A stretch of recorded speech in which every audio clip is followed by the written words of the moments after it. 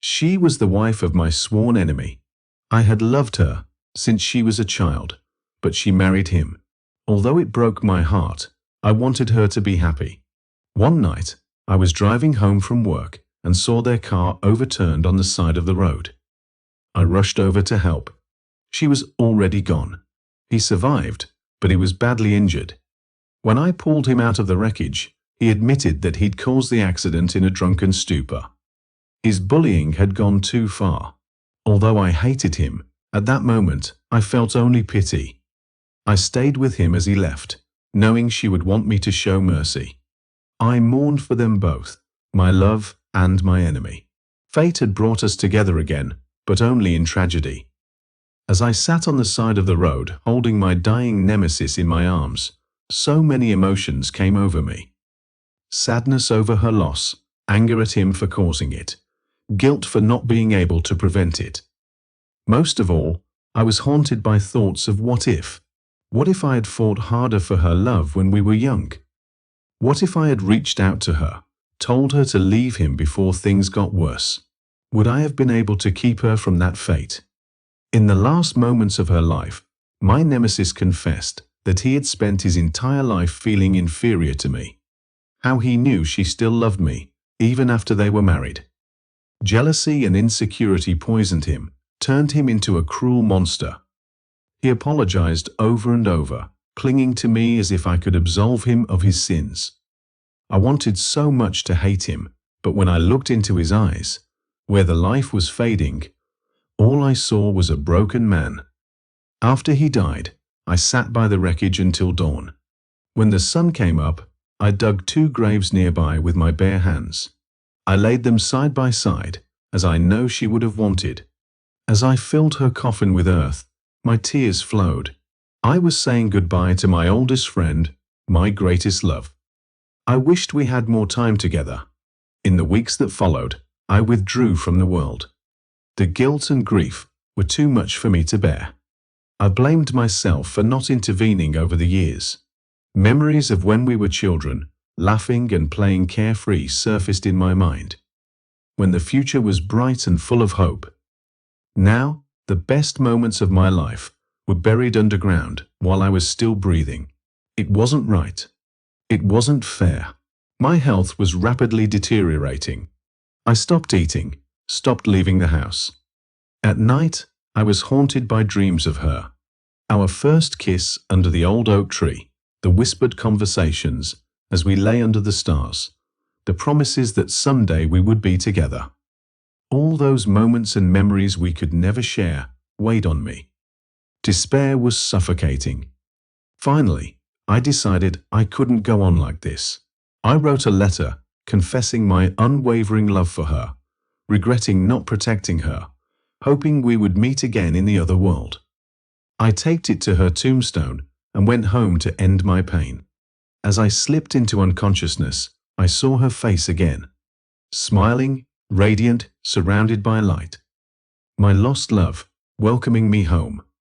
Finally, we were together again on the other shore. We watched the living hand in hand, patiently waiting for our friends and family to rejoin us. The tragedy of our story was over, now replaced by an eternity of joy. For even death itself could not drown out our boundless love. In the afterlife, my lost love and I were finally reunited. We were no longer separated by circumstances and bad decisions. We could just be together as we were meant to be. I would have wanted us to spend this blissful eternity together in my lifetime as well, but fate had other plans. At first, everything was fine. We enjoyed each other's presence, remembered our shared past, and imagined what could have been. The pain and sorrows of the living world faded away, replaced by a deep peace. But over time, cracks appeared in our half-asleep joy. The fact that we were together again stirred up old wounds and unresolved issues. Jealousy, which I thought I had already overcome, reappeared.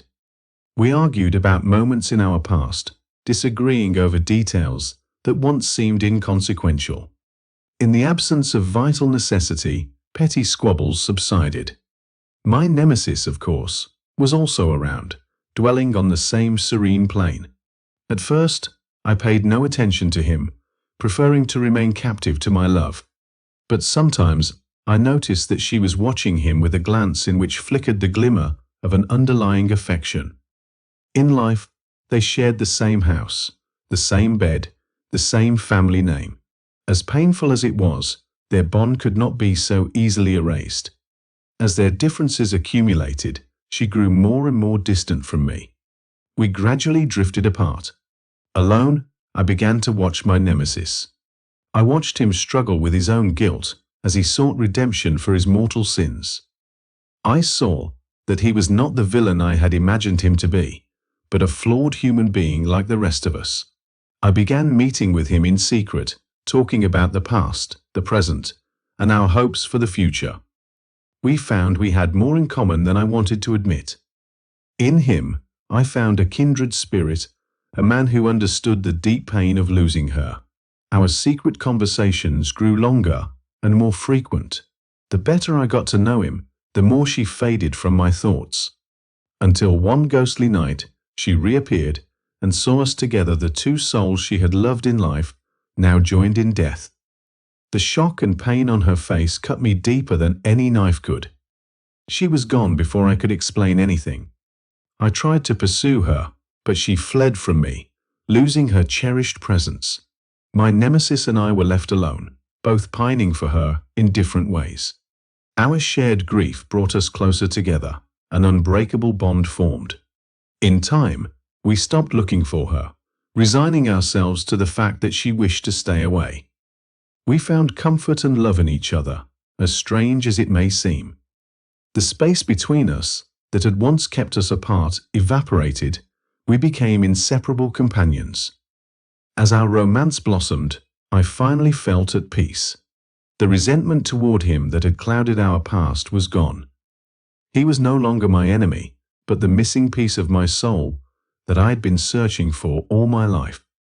But she was always there, hovering around the edges like a shadow.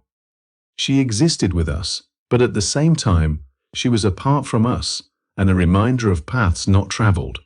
In spare moments, her face still flashed in my memory, striking me with its beauty and sadness.